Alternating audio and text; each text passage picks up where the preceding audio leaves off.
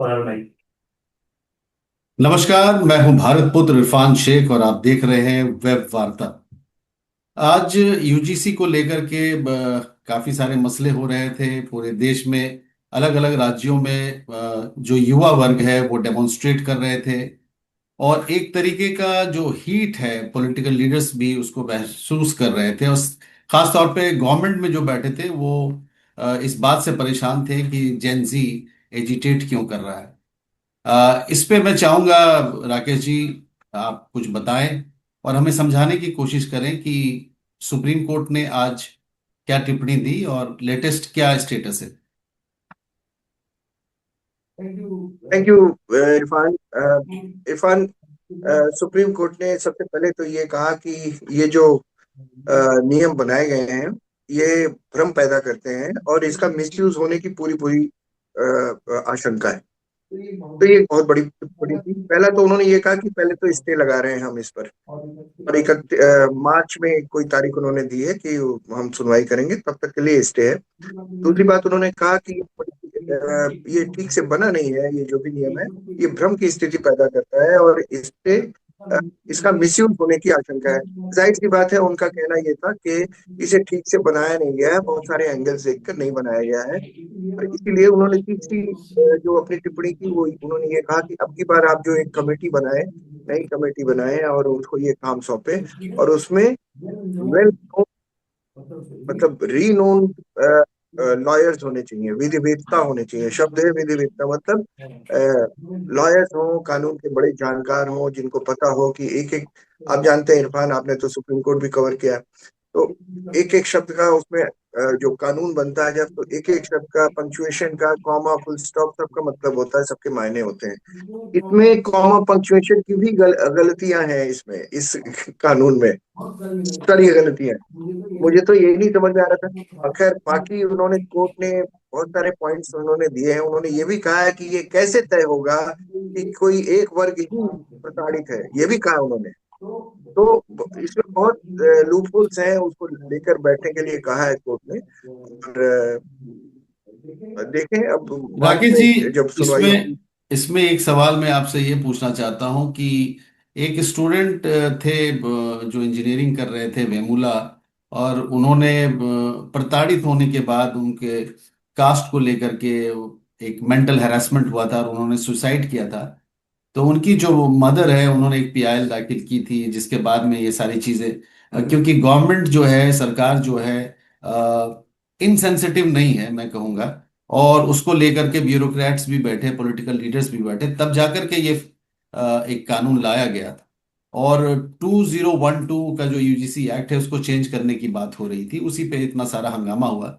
तो आपको क्या लगता है कि खास तौर पे साउथ के बच्चे जब नॉर्थ में आते हैं या नॉर्थ के बच्चे जब साउथ में जाते हैं जो उनके साथ जो भेदभाव होता है एक बहुत ब्रिलियंट स्टूडेंट के मन में जो एक डिप्रेशन का दौर जाता है और उसके साथ जो परेशानियां होती है उसको चेक करने के लिए क्या करना चाहिए क्या ये कानून सही नहीं था। पहले तो मैं एक करेक्शन करना चाहूंगा। रोहित वेमुला एक दलित नहीं थे। बाद में जांच हुई तो पता चला रोहित वेमुला बैकवर्ड थे, दलित थे ही नहीं। और उनके नाम को लेकर कांग्रेस ने और दूसरी पार्टियों ने इतना पॉलिटिसाइज किया कि अब रोहित वेमुला की माँ भी हर जगह यही बात कहती है। ये तो जांच की रिपोर्ट की पर बेस पे बात कर रहा हूँ, वैसे बात नहीं कर रहा हूँ। और रोहित वेमुला ने जो सुसाइड किया था उसका ये भी नहीं पता कि किस वजह से किया था। इसका कोई पता ही नहीं चल पाया, किसी ने उनको प्रताड़ित किया था या नहीं किया था, ये भी नहीं पता चल पाया।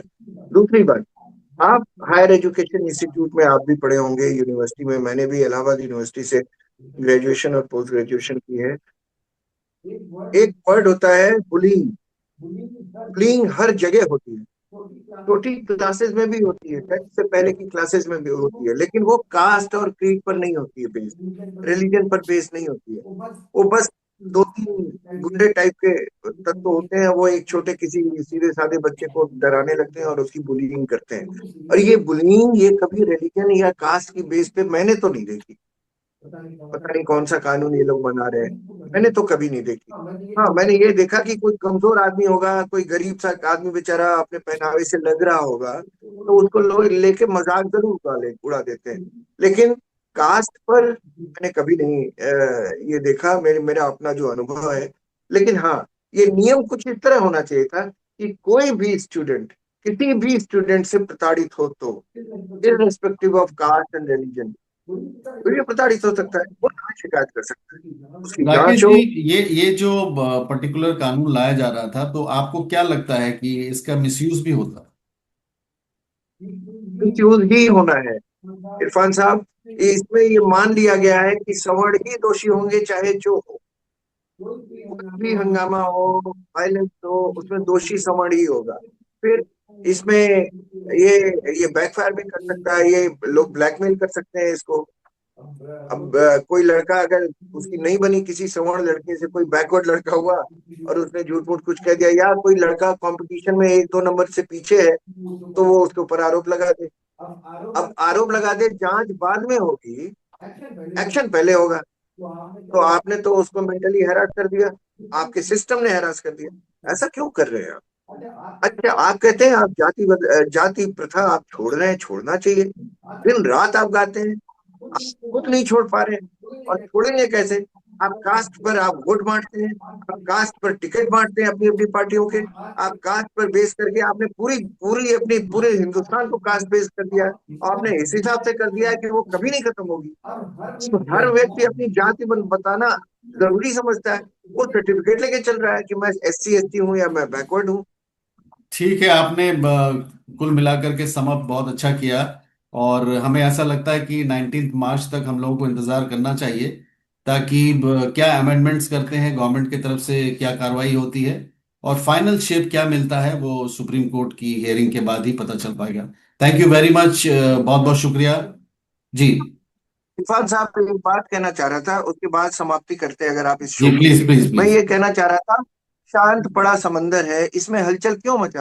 आपका आपकी सोसाइटी है जिसमें हर आदमी प्यार से रह रहा है। थोड़ी बहुत जो घटनाएं होती हैं वो अपवाद स्वरूप होती हैं, हर जगह होती है, हर सोसाइटी में होती है, अमेरिका में होती है, इंग्लैंड में होती है। तो आप उसमें क्यों यार, आप सोसाइटी को डिवाइड करना चाहते हो आप? मुझे समझ में नहीं आता, जो ये लॉ बनाने वाले बड़े बड़े लोग हैं, इसमें बीजेपी के बड़े बड़े लोग हैं, लेकिन ऐसा क्यों हुआ मुझे समझ ही नहीं आता। किसी ने इसको, कोई काम वाम नहीं है इन लोगों को क्या, मुझे समझ नहीं आता। ये तो पूरी, ये एक्चुअली आप सच देखें तो ये नरेंद्र मोदी के ऊपर ये सवालिया निशान है, बीजेपी जो सत्तारूढ़ पार्टी है उसके ऊपर ये सवालिया निशान है। भाई आपके आपकी ड्रॉर से ये चीज निकली कैसे? Thank you very much, God bless you.